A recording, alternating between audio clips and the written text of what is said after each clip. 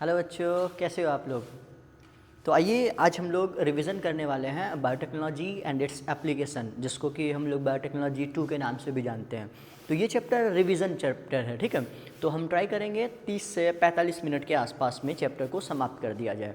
तो ये पढ़ाया नहीं जा रहा है, पहले तो ये बात क्लियर हो, ये रिवीजन पर्पस से है। इसमें हम लोग बेसिकली वो देखने वाले हैं कि कौन से पार्ट से ज़्यादातर क्वेश्चंस पूछे जाते हैं, या कौन से पार्ट में आप कौन सी माइनर मिस्टेक्स करते हैं। कुछ 3-4 स्पेसिफिक पॉइंट्स है जहाँ से अक्सर सवाल आता है, तो उन्हीं को हम लोग देखेंगे। तो नीट पर्पस से अगर हम लोग देखें तो 3 से 4 सवाल का ऑन एन एवरेज इसका वेटेज रहता है। तो आइए एक एक करके हम इनको देखते हैं। तो चलिए सबसे पहले अगर हम यहाँ से बात करें तो बायोटेक्नोलॉजी का जो एप्लीकेशंस है वो किन किन सेक्टर्स में है। Biopharmaceuticals, therapeutics, diagnostics, genetically modified crops बनाने में, प्रोसेस्ड फ्रूट बनाने में, बायो रिमेडिएशंस में, कुछ वेस्ट को ट्रीटमेंट में, या कभी कभी एनर्जी प्रोडक्शंस में भी इसका इस्तेमाल किया जाता है, ठीक है। चलिए नेक्स्ट, अब यहाँ से हम लोग अगर बात करें तो 3 क्रिटिकल रिसर्च एरिया बताया गया है बायोटेक्नोलॉजी का। सबसे पहला जो रिसर्च एरिया में हम लोग यहाँ पे बात करते हैं ये है provide best catalyst in the form of improved organism usually microbe, यानी एक बढ़िया क्वालिटी का हमको इस्तेमाल करना है माइक्रोब्स या एंजाइम। फिर दूसरा ऑप्टिमल कंडीशंस उसके लिए तैयार करना है। तीसरा down streaming process. Down streaming का प्रोसेस का मतलब क्या होता है, आपने जो भी एक्सट्रैक्ट कर लिया है उसके बाद के जो भी प्रोसेस हैं, लेबलिंग, मार्केटिंग, आप उसका जो भी किसी भी तरह से पैकेजिंग कीजिए, वो सब के सब डाउन स्ट्रीमिंग में आ जाते हैं। चलिए नेक्स्ट, अब अगर हम लोग बात करें तो यहाँ से हम लोग बात करेंगे एप्लीकेशंस इन एग्रीकल्चर। आपके मन में आएगा सर एग्रीकल्चर में बायोटेक्नोलॉजी का इस्तेमाल करने का हमें ज़रूरत ही क्यों पड़ा। तो सबसे पहले हम ये जानते हैं क्यों ज़रूरत पड़ा। देखो, हम जानते हैं हमारी पॉपुलेशन या वर्ल्ड की पॉपुलेशन इतनी तेज़ी से बढ़ी है कि इतने बढ़ते हुए पॉपुलेशन को खिलाने के लिए हमारे पास एनफ रिसोर्सेस नहीं है। तो हम क्या कर सकते थे, तो हमने सोचा क्यों ना हम केमिकल्स यूज़ करें। तो जब हमने केमिकल्स डाला, प्रोडक्शन तो भले बढ़ गया लेकिन सॉइल की फर्टिलिटी क्या होती गई, कम होती चली गई। तो ये सही मेथड नहीं था। दूसरा हमने सोचा क्यों ना ऑर्गेनिक फार्मिंग कर ली जाए। तो ऑर्गेनिक फार्मिंग कर तो ले सकते हैं लेकिन ये कंपैरेटिवली कॉस्ट इफेक्टिव हो जाता है, कमर्शियलाइजेशन पॉसिबल नहीं है। तो फिर हमारे पास एक option last and the best option is हम कुछ ऐसे क्रॉप्स का इस्तेमाल करें जो कि कैसे हो, जेनेटिकली मॉडिफाइड हो, यानी ऐसे प्लांट्स जिनको कि हम कहेंगे जेनेटिकली मॉडिफाइड प्लांट्स। तो देखिए, जेनेटिकली मॉडिफाइड ऑर्गेनिज्म जैसे कि वो प्लांट्स हो सकते हैं, बैक्टीरिया, फंगस, एनिमल्स, कुछ भी हो सकते हैं जिनका भी इस्तेमाल हम जीन मैनिपुलेशंस के लिए करते हैं, उनको हम लोग जेनेटिकली मॉडिफाइड ऑर्गेनिज्म कहते हैं, ठीक है। चलिए तीसरा, हम अगर आपसे पूछा जाए एडवांटेजेस क्या हो सकते हैं जेनेटिकली मॉडिफाइड क्रॉप के। जैसे देखो, हमने देखा कि सपोज मान लो कि किसी एक एरिया में एक ऐसा गन्ना है जिसकी नेचुरल टेंडेंसी अच्छी खासी है। जैसे मान लो गन्ने का एग्जांपल लेते हैं कि सपोज मेरे एरिया में गन्ना उग रहा है, उस गन्ने में प्रोडक्शन यानी वो उतनी मोटी नहीं हो रही है लेकिन रेजिस्टेंट अच्छी खासी है उनमें, यानी ड्रॉट हो, धूप हो, बरसात हो, अच्छा खासा वो रह रहा है। लेकिन साउथ तरफ गए हमने तो हमने देखा वहाँ पे रेजिस्टेंस कम है लेकिन प्रोडक्शन जो स्टेम है वो अच्छी खासी मोटी है।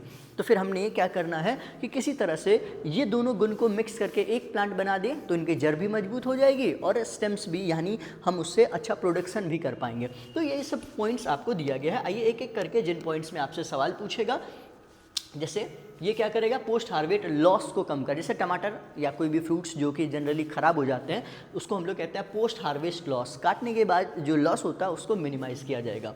क्रॉप्स को मोर टॉलरेंट बनाना है, इस पे कम से कम हम पेस्टिसाइड वगैरह पे डिपेंड कर पाएँ, और साथ साथ न्यूट्रिशनल वैल्यू को इन्हांस किया जाएगा, जैसे कि एग्जांपल आगे हम लोग पढ़ेंगे। और कुछ केसेस में हम इनको स्पेसिफिकली फार्मास्यूटिकल इंडस्ट्रीज़ में भी यूज़ करते हैं। तो यहाँ से आपसे सवाल पूछेगा कि कौन किस चीज़ को बढ़ाता है। जैसे पोस्ट हार्वेस्ट लॉस को बढ़ाएगा या कम करेगा, कम करेगा। मिनरल इफिशियंसी को क्या बढ़ाएगा या घटाएगा, बढ़ा देगा। ये जो हमारा रेजिस्टेंट है वो क्या करेगा, बढ़ाएगा। टॉलरेंसी क्या करेगा, बढ़ाएगा। तो यहाँ से आपसे एक सवाल बन सकता है किस चीज़ को बढ़ाएगा या किस चीज़ को घटाएगा। चलिए फिर उसके बाद पेस्ट रेजिस्टेंस प्लांट का मतलब क्या है, यानी सिंपल सा प्लांट जिन प्लांट्स को हम कीड़े मकोड़े से रेजिस्टेंट बना ले, यानी उनका अब उस पर असर ना पड़े, तो उनको हम पेस्ट रेजिस्टेंट प्लांट। जैसे हमने क्या क्या बनाए हुए हैं, BT cotton, BT corn, rice, tomato, potato, soybean. यहाँ से सवाल दे देगा इनमें से और पूछेगा आपसे कि कौन सा नहीं है, कोई एक आध ऑप्शन दे देगा, या कौन कौन जेनेटिकली मॉडिफाइड क्रॉप्स हैं, पेस्ट रेजिस्टेंट हैं। तो ऐसे आपसे सवाल पूछ सकता है। नेक्स्ट, अब यहाँ से एक बात आप जान लीजिए, ये जो सवाल है बीटी कॉटन वाला, ये तो आपके नीट के लिए भी इम्पॉर्टेंट है और यहाँ से आपसे बोर्ड से भी सवाल में आता है। तो सबसे पहला सवाल तो यही बन जाता है, बी और टी किस बात के लिए स्टैंड करता है? B for bacillus, T for thuringiensis, ये एक बैक्टीरिया है, ठीक है। ये स्पेसिफिकली क्या करता है? तो देखो इसको हम प्रॉब्लम बताते हैं, फिर सॉल्यूशन बताएंगे, और यहाँ से सिर्फ रीड कर लेंगे। देखो हमने, आप जानते हैं इंडिया में पहले के ज़माने में अंग्रेज भी जब थे तो आपने सुना होगा नील और कपास यानी कॉटन की खेती कराई जाती थी, यानी कॉटन की खेती हमारे लिए बहुत ज़रूरत वाली खेती थी। तो कॉटन में अगर ये जो पेस्ट हैं, ये जो हमारे पास हैं कि लेपिडोप्टेरन्स हो गए, कॉलियोप्टेरन्स हो गए, ये सारे क्या करते थे, उनमें छेद कर देते थे, जिसकी वजह से प्रोडक्शन क्या हो जा रहा था, कम हो जा रहा था। ये प्रॉब्लम थी। अब इसका सॉल्यूशन हमने क्या निकाला, तो हमने देखा नेचर में एक बैक्टीरिया है जिसका नाम है बैसिलस थ्यूरिनजिएंसिस। इसकी खास बात क्या है, जब इस बैक्टीरिया के पास ऐसी क्षमता है, ये इन इंसेक्ट्स को, जब ये इंसेक्ट उन बैक्टीरिया को खाते हैं, वो उनके पेट में जाता है, जो प्रोटीन्स है वो प्रोटीन्स, बैक्टीरिया वाला प्रोटीन इंसेक्ट के पेट में, चूँकि वहाँ पे एल्कलाइन पीएच होता है, एल्कलाइन मतलब बेसिक पीएच होता है, वहाँ पे एक्टिवेट होता है और इंटेस्टाइन में पोर्स क्रिएट करके इंसेक्ट को मार देता है। यानी ये नेचुरली इसके पास ऐसी टेंडेंसी थी। और हमारे पास हमने देखा जो टोबैको का प्लांट था वो इसी जो हमारे इंसेक्ट है यही नुकसान कर रहा है। तो हमने क्या किया, किसी तरह से बायोटेक्नोलॉजी मेथड यूज़ करते हुए हमने इस कॉटन के प्लांट में इस वाले जीन को इंसर्ट करा दिया। अब क्या हुआ, अब वो इंसेक्ट अगर आप पे हार्म करने के लिए आएगा तो वो क्या हो जाएगा, मर जाएगा। तो इसलिए इस तरह से हम अपने क्रॉप्स को पेस्ट रेजिस्टेंट बना दे रहे हैं। तो इसी तरीके से हमने कुछ टोमेटो, पोटैटो, ब्रिंजल भी उगाए, लेकिन वो खाने वाला चीज़ था तो एथिकली सही नहीं था, तो गवर्नमेंट ने उसको अलाउ नहीं किया। तो अभी हम बीटी कॉटन वाला यूज़ करते हैं। तो इससे सवाल क्या बनता है, कौन सी वो जीन है बैसिलस थ्यूरिनजिएंसिस की जो जीन आपको स्पेसिफिकली इंसेक्ट में छेद कर दे रहा है पेट में, तो उस जीन का नाम है क्राइजीन। उसके दो वेरिएंट है, क्राई1AC 2AB एंड क्राई1AB। वो कौन किस टाइप पे इफेक्ट करता है, यहाँ से आपको सवाल बनता है। अब आइए देखते हैं सवाल पॉइंट ऑफ व्यू से। तो बैक्टीरिया का नाम क्या रखना है, बैसिलस थ्यूरिनजिएंसिस। उसके बाद कॉलियोप्टेरन्स जो कि बीटल्स हैं, लेपिडोप्टेरन्स जो कि टोबैको बर्डवर्म है, डिप्टेरन्स यानी कि फ्लाइज हैं। तो यहाँ से आपसे मैच द कॉलम करके दे दे, एक तरफ कॉलियोप्टेरन्स, लेपिडोप्टेरन्स, डिप्टेरन्स, और एक तरफ लिख करके दे दे beetles, tobacco budworm, flies, mosquito. तो आपसे पूछ सकता है, ठीक है। यहाँ से आपको ध्यान में याद रखना है। चलिए अब यहाँ पे बोला जब कोई इंसेक्ट इसको खाएगा तो वहाँ कन्वर्ट हो जाएगा एक्टिव में, इनएक्टिव टॉक्सिन क्या हो जाएंगे, एक्टिव हो जाएंगे। इसका रीज़न यहाँ पे आपसे सवाल पूछेगा, एक सवाल ये, किस पीएच की वजह से, एल्कलाइन पीएच, ठीक है। दूसरा, और क्या हो जाएगा, उस इंसान की डेथ हो जाएगी ड्यू टू इंटेस्टाइनल परफोरेशंस, ठीक है।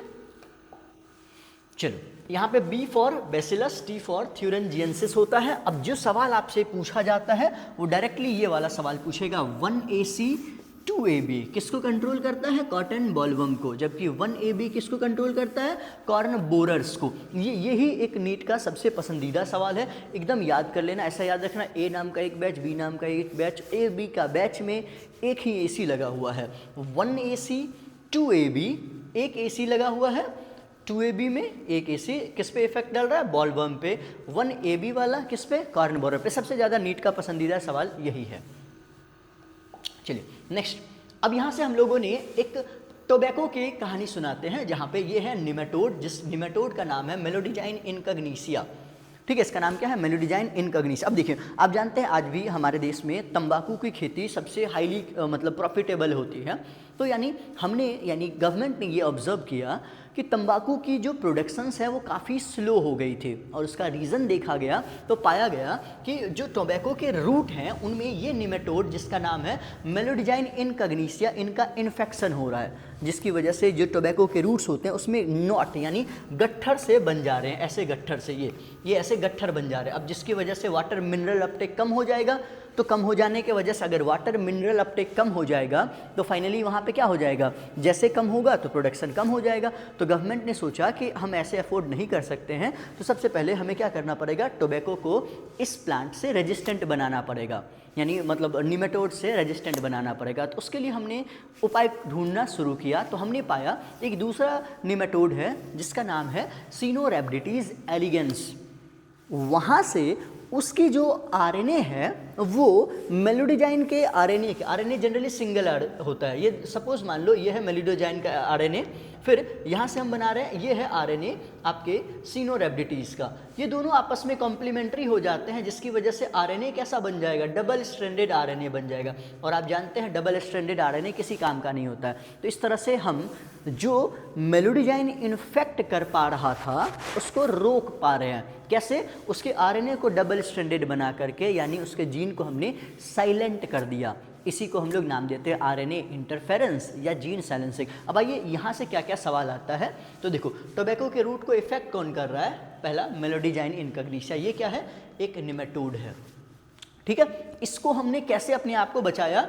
तो by the help of RNAi यानी आरएनए इंटरफेरेंस, यानी हमने आरएनए को क्या बना दिया? डबल स्ट्रैंडेड बना दिया, जिसकी वजह से आरएनए क्या हो गया? Non functional. सवाल पे सिर्फ देखेंगे, ठीक है। फिर हमने क्या किया? जो भी आरएनए थी उसमें इंटरमीडिएट लिए एग्रोबैक्टीरियम वेक्टर का इस्तेमाल किया, क्योंकि जानते हैं डाइकॉट प्लांट है तो वेक्टर एग्रोबैक्टीरियम ट्यूमेफिशियंस ही होगा।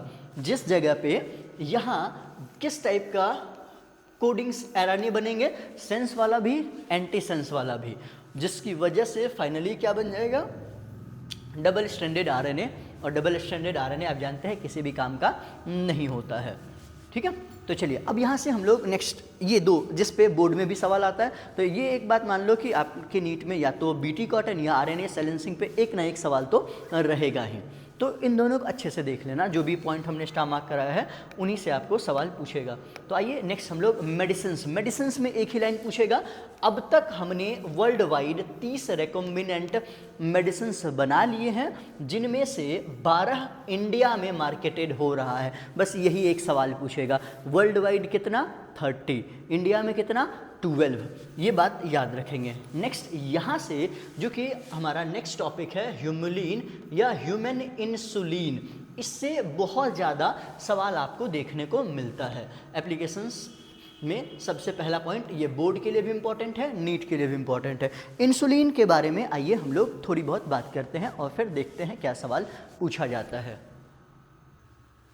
अब हम लोग अगर बात करें इंसुलिन का, तो इंसुलिन के बारे में हम लोग सबसे पहले एक आध दो पॉइंट जानते हैं, फिर उसके बाद आगे बात करेंगे इंसुलिन के बारे में क्या। देखो, इंसुलिन जरूरी क्यों है? पहली बात, कौन से सेल से रिलीज होती है? Beta cell of pancreas. कौन सिक्रीट करती है?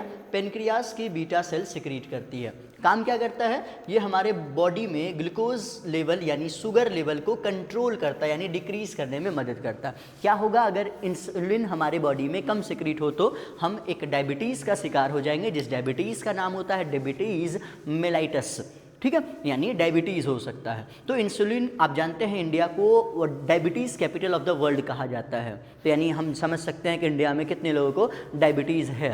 तो यानी हम पहली प्रॉब्लम क्या थी, फिर सॉल्यूशन की बात करें। पहले प्रॉब्लम क्या था कि डायबिटीज़ में इंसान को इंसुलिन बाहर से लेना पड़ता था, और उसके लिए वो पिग को स्लॉट किया जाता था। वहाँ से जो इंसुलिन निकलता था उसके दो नुकसान, एक तो पहले कम होता था, मतलब अमाउंट कम था, दूसरा एक्सपेंसिव होता था, और तीसरा इरिटेशंस भी ह्यूमंस को होते थे, तो और वो एथिकली भी सही नहीं था। तो हमें ऐसा चाहिए था कि कोई ऐसा आर्टिफिशियली इंसुलिन मिल जाए।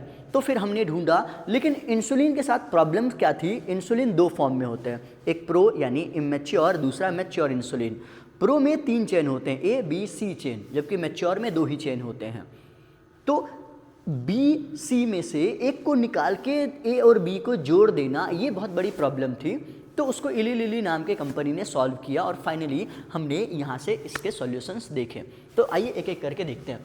इंसुलिन बनाने वाली जीन क्रोमोसोम नंबर 11 पे होती है। पहली बात किस पे है? क्रोमोसोम नंबर 11 पे है। अब दूसरा, इंसुलिन कहाँ से सिक्रीट होता है? बीटा सेल ऑफ पेनक्रियाज से। पहले के ज़माने में कैटल्स या अदर पिग्स वगैरह से निकाला जाता था। नाउ आज हम बैक्टीरिया का यूज़ करते हुए बना सकते हैं इंसुलिन को। चलिए, इंसुलिन के पास जो मैच्योर इंसुलिन है उसके पास कितने चेन होते हैं? 2 चेन होते हैं। ये आपके पास इंसुलिन का डायग्राम बनाया है, ये देखो, ए चेन, बी चेन, सी चेन। सी चेन को निकालो और ए और बी को जोड़ देना। देखो, सी को हटा दिया गया, सी को हटा करके ए और बी को जोड़ देना। ये बहुत बड़ी प्रॉब्लम थी कि सी को हटाना। ये आपका मैच्योर इंसुलिन है, ये है आपके प्रो इंसुलिन यानी पहले वाला इंसुलिन। तो ये बड़ी प्रॉब्लम थी। तो यानी आपसे पूछेगा इमैच्योर इंसुलिन में क्या क्या है, ए बी सी दोनों है, जबकि मैच्योर में क्या है, ए और बी है, और जो कि किस चीज़ से जुड़े हुए हैं, डाइसल्फाइड बॉन्ड से। यहाँ से दो ही सवाल आपको बनेगा, ए बी सी किस में है, प्री वाले में, मैच्योर में क्या है, सिर्फ ए और बी, कौन से बॉन्ड से जुड़े हुए हैं, डाइसल्फाइड बॉन्ड से।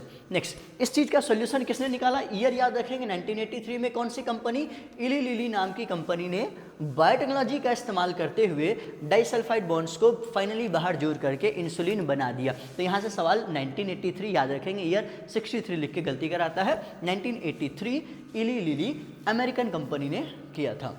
चलिए नेक्स्ट हमारे पास है जीन थेरेपी। आप जानते हैं यानी अगर कोई हमारी जीन खराब है उसको निकाल करके ठीक करके वापस डाल देना, इसी को हम लोग नाम देते हैं जीन थेरेपी। तो यहाँ से कोई सवाल आपसे नहीं पूछता है। नेक्स्ट, जीन थेरेपी में ये एक लाइन है जिस पे बहुत ज़्यादा सवाल आता है।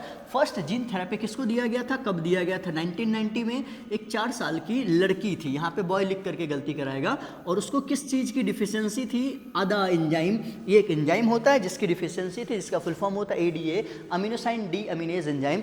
ये वही लड़की है जो अभी चल के बड़ी हो चुकी है। तो आपको कमेंट में जवाब देना है अभी 1990 में अगर ये 4 साल की थी तो 2026 में वो कितने साल की होगी, कमेंट में जवाब दीजिए।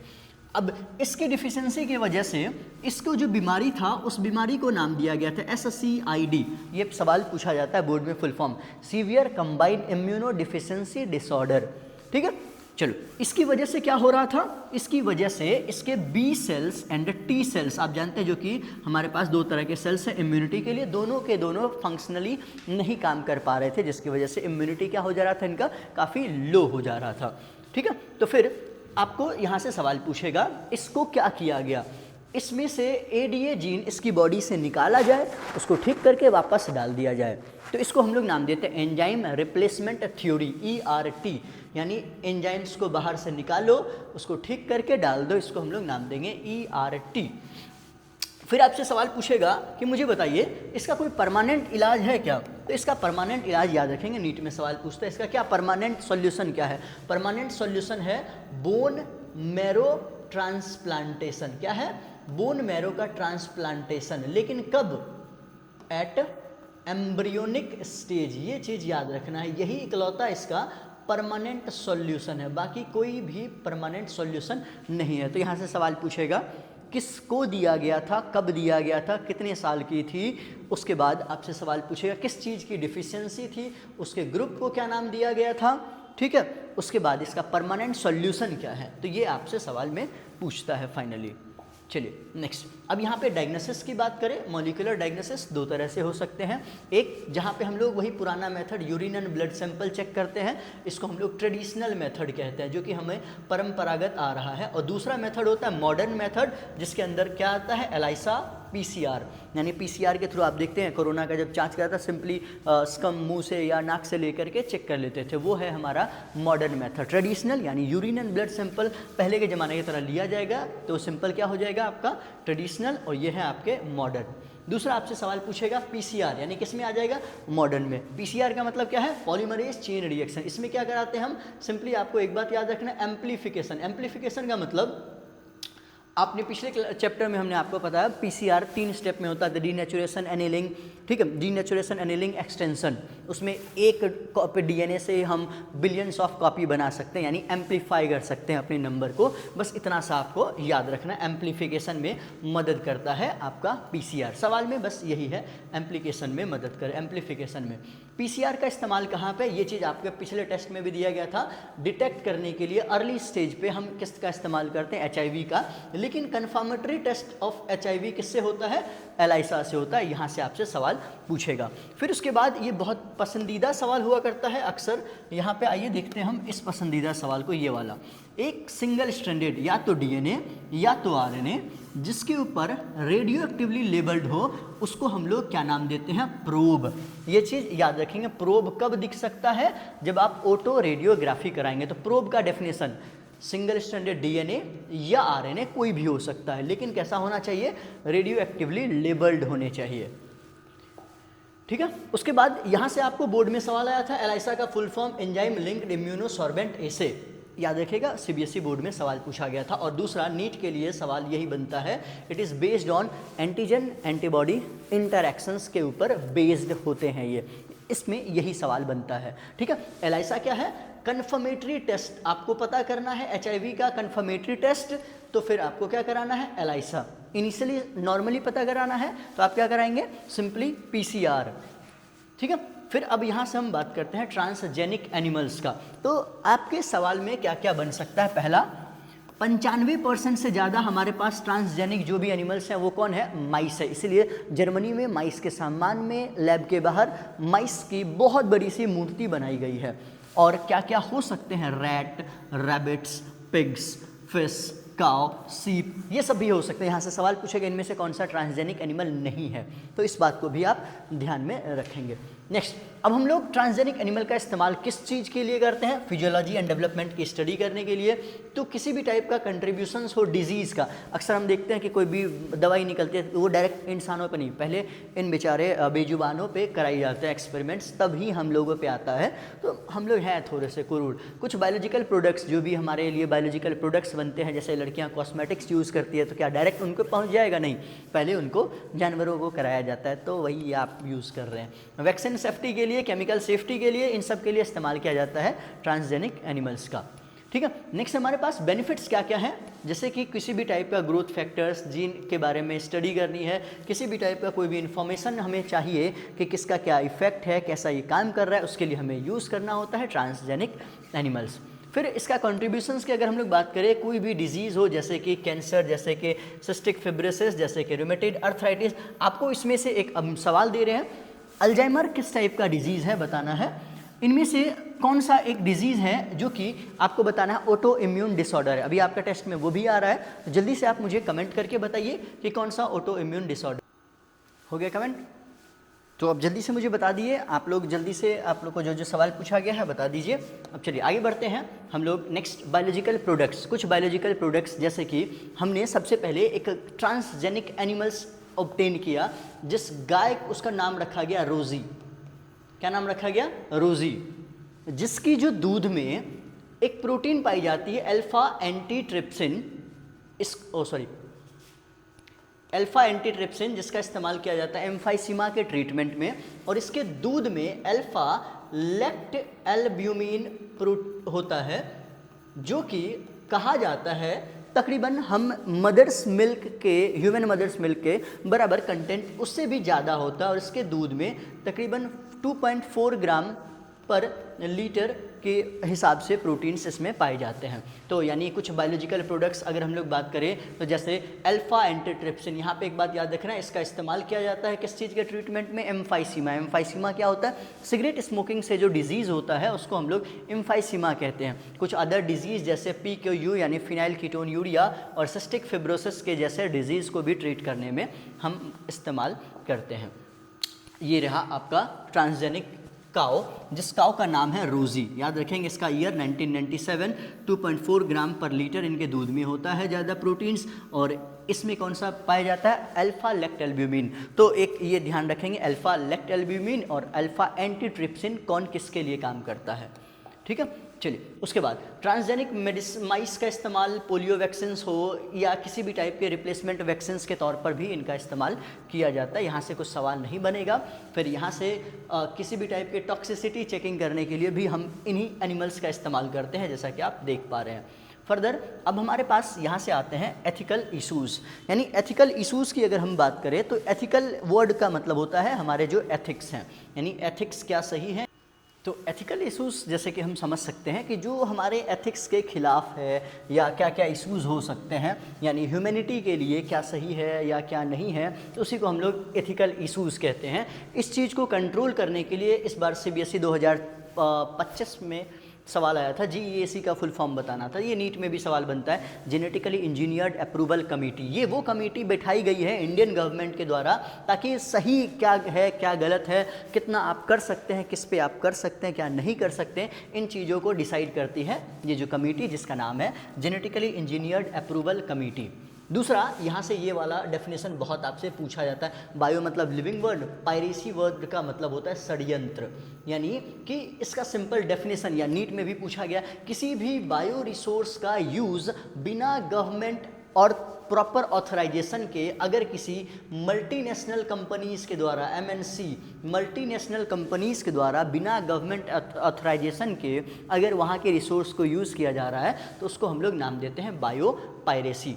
ठीक है, जैसे कि कुछ यहाँ पे इसको समझिए, कुछ कंपनीज ऐसे होते हैं जो कि पेटेंट ले लेते हैं किसी स्पेसिफिक प्रोडक्ट का और फिर पेटेंट के बदले उनको उसकी रॉयल्टी देनी पड़ती है। जैसे कुछ बासमती राइस, कुछ हर्बल मेडिसिन की पेटेंट ले ली गई किसी दूसरे के द्वारा, अब दुनिया में कोई भी अगर इसका यूज़ करेगा तो उसको रॉयल्टी अमाउंट देना पड़ता है। ठीक है, तो यहाँ बायोपायरेसी में अगर हम बात करें तो बासमती अपने यूनिक एरोमा मतलब स्मेल और फ्लेवर यानी टेस्ट के लिए डिसाइडेड है। इंडिया में ये सवाल पूछेगा नीट में, कितनी वैरायटीज़ है बासमती की, तो हमारे पास में 27 वैरायटीज़ ऐसी है जो डॉक्यूमेंटेड है, इंडिया के फॉर्म में है। ये वाला लाइन आपसे सवाल पूछेगा, 1997 में अमेरिकन कंपनी ने बासमती राइस का पेटेंट यानी ट्रेडमार्क ले लिया था। ठीक है, लेकिन वापस से इंडिया ने अपने पास वापस ले लिया। ठीक है, तो और कुछ हमारे पास स्पेसिफिक और है, most of the industrialised nation जैसे डेवलप्ड नेशंस वो क्या करते हैं, जो छोटे मोटे नेशंस होते हैं या वहाँ के जो प्रोडक्ट्स होते हैं उसका पहले ही लैक ऑफ अवेयरनेस उनमें है, इसलिए ये पेटेंट ले लेते हैं। अब इन फ्यूचर जब वो इसी का यूज़ करते हैं तो उनको उसके लिए रॉयल्टी अमाउंट देना पड़ता है। ठीक है, चलिए उसके बाद अब यहाँ से हम लोग बात करें तो यहाँ से एक सवाल आएगा, कौन से अमेंडमेंट बिल आया था जो कि ये चीज़ चेक करता है कि कौन सा पेटेंट हमारा है, या अगर हमारा पेटेंट है तो हम उससे कैसे वापस लेंगे। ठीक है, तो यहाँ से आपका ये जो चैप्टर है यहाँ पे समाप्त होता है। फिर हम कुछ एक्स्ट्रा आपको बताते हैं, आपको मुझे बताना है। आप एक वर्ड है हमारे पास बायो रिमीडिएशन, इसका मतलब क्या होता है आइए हम आपको बताते हैं। बायो रिमीडिएशंस का मतलब क्या होता है। बायो मीन्स लिविंग ऑर्गेनिज्म, रिमीडिएशंस का मतलब होता है कुछ गड़बड़ी को वापस रिकवर करने के लिए। जैसे एक बग है जिसका नाम है स्यूडोमोनास प्यूटिडा, यानी इस बग का दूसरा नाम होता है सुपर बग, हम लोग इसको कहते हैं। इसी का दूसरा नाम क्या है, सुपर बग। ये बग की खास बात क्या है, जो समंदर में ऑयल ट्रांसपोर्ट होता है उन ऑयल्स को ये खा जाते हैं, ऑयल स्पिल्स को खा जाते हैं और समंदर को क्लियर करते हैं। यानी किसी भी लिविंग ऑर्गेनिज्म के द्वारा किसी पॉल्यूटेंट को क्लीन करना, इसी प्रोसेस को हम लोग नाम देते हैं बायो रिमीडिएशंस। ठीक है, अब आपको कुछ ध्यान से एक आध दो पॉइंट एनसीईआरटी से पढ़ लेना है, उसमें शायद हमारे स्लाइड्स में नहीं था। जैसे कि आपको कौन कौन से पेटेंट थे, जैसे टर्मेरिक का कुछ पेटेंट था, नीम्स के, ये आपको देख लेना है। ठीक है, और एक है शुगर वाला, ब्रेजीन वाला।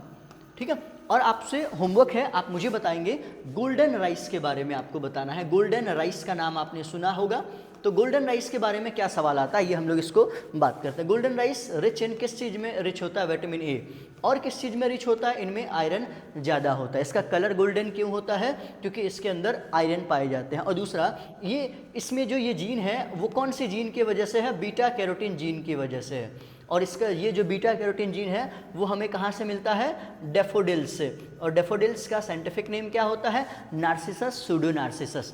फिर आपको एक मुझे बता दो आप लोग फ्लेवर सेवर टोमेटो के बारे में। ठीक है, चलिए इसको जरूर से नीचे कमेंट कर देंगे। बाकी हमने आपका चैप्टर रिवाइज करा, ये पढ़ाया नहीं है, रिवीजन है। तो एक बार इसको देखते हुए गो थ्रू करके एक बार एनसीईआरटी आप देख लेंगे, आपके क्वेश्चंस हो जाएंगे। बाकी की कथा कहानी करेंगे अगली क्लास में अगले चैप्टर के साथ। अब बने रहेंगे आप, बाकी मिलते हैं नेक्स्ट क्लास में। धन्यवाद।